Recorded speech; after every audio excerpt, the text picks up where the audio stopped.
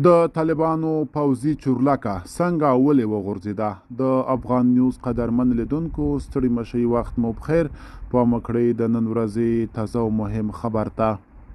په غور کې د طالبانو پوځي چورلکې د غورځېدو پیښه کې یو کس ژوند بایللی او 10 نور ټپیان دي.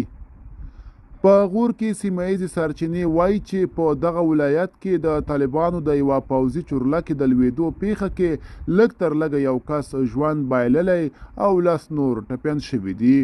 سرچینې اشتې صوب ورځپاڼې ته منلې چې دا چورلکه چهارشنبې د غویي پر 26مه د سهار شاوخوا 10:20 دقیقې د غور مرکز فریزکو ښار اړوند د هاریرود د سیند په غاړه کې لوېدلې ده. سرچینې د دې پیښې د ټپیانو روغتیایي حالت د اندېښنې وړ بللی دی. تر اوسه د طالبانو د دغې پوځي چورلکې د غورځېدو لامل نه دی روښانه شوی. طالبانو تر اوسه په دې هکله څه نه دي ویلي. د تیر کال د غویي پر 21 هم د سمنګانو ولایت خلم ولسوالۍ تر څیرمه د طالبانو یوه پوځي چورلکه غورځېدلې وه. دا مهال طالبان د پخواني افغان حکومت له څو چورلکو ګټه پورته کوي.